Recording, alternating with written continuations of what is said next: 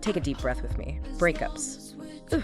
It's like the world just stopped spinning, and yet here you are, exploring ways to move forward.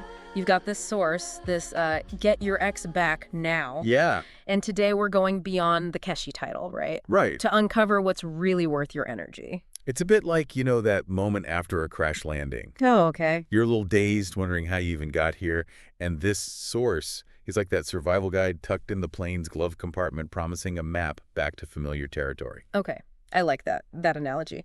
But before we dive into their survival tactics, right? Let's talk about the elephant in the room. Is getting back together even possible? Or are we venturing into magical thinking territory? It's definitely not as simple as flipping a switch. Right. This source dives right into strategies, and we'll unpack those absolutely. But it's crucial to acknowledge that relationships are complex. There's no guarantee, no magic formula. Right. It's easy to get caught up in those quick fix promises when you're hurting. Now, this source is big on having a well-structured plan. They even compare getting back together to a project.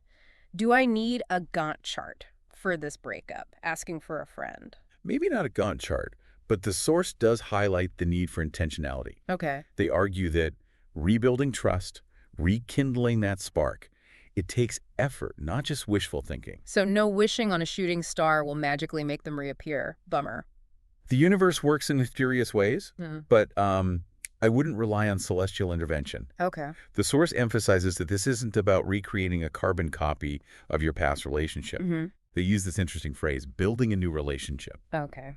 Building a new relationship. That's an interesting angle. I'm curious, what does that even mean in the context of getting back with an ex? It means acknowledging that even if you reconcile, you're not picking up where you left off. Both of you have changed, hopefully grown, since you were last together. It's about starting fresh, but with the wisdom of experience under your belt. So less like hitting rewind, more like hitting remix. Precisely. Now, speaking of hitting pause, one of the first things this source stresses is the importance of the no contact rule. Ah, yes, the infamous no contact rule. It's like the holy grail of breakup advice. But what is it about going radio silent that's supposed to be so powerful? Well, in the aftermath of a breakup, especially a painful one, emotional boundaries, they can get blurry. You're hurting, you want answers. You might even be tempted to send that, "I miss you, let's talk" text at 2:00 a.m. And then it never ends well, does it?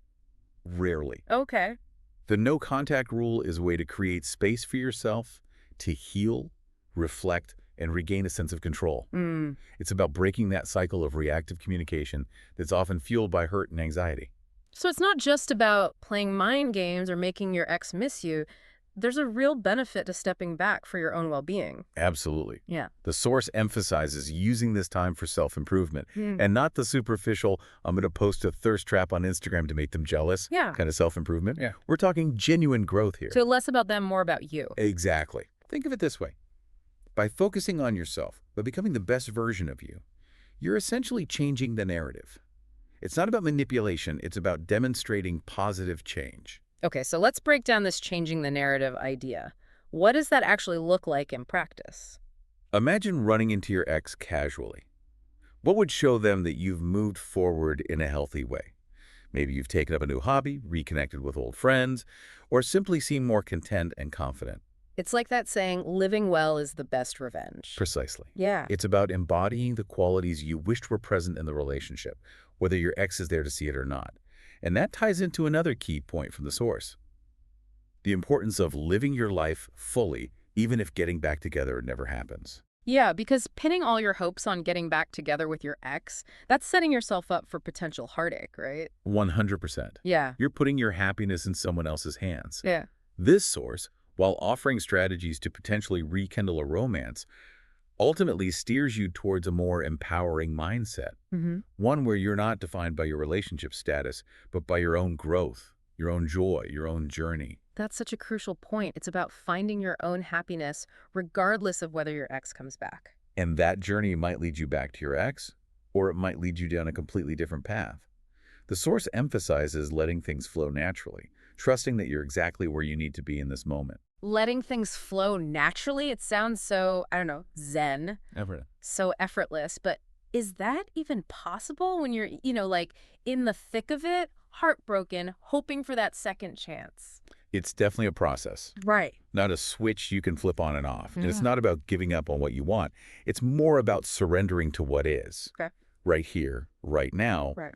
while still holding space for what might be in the future. Okay, I like that. Surrendering to what is, but open to the possibilities.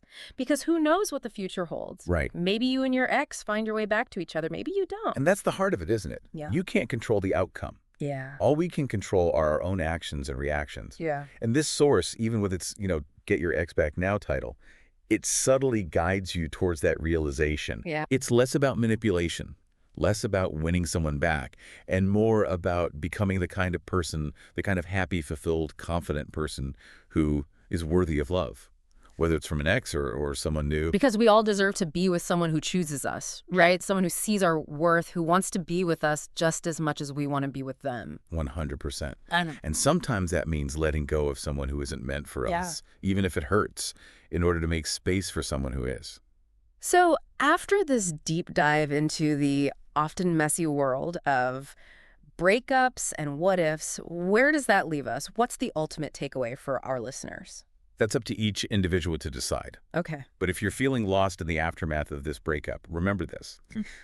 The most powerful thing you can do right now is focus on yourself. That journey, that commitment to personal growth and happiness, it's never a waste of time, regardless of what happens with your ex. Beautifully said. So whether you're freshly heartbroken or just navigating the ups and downs of love and loss, remember this. You are worthy of love, you are capable of happiness, and your journey is your own. If letting things flow naturally is the advice that resonates with you most from this source, we encourage you to consider what that truly looks and feels like in your life.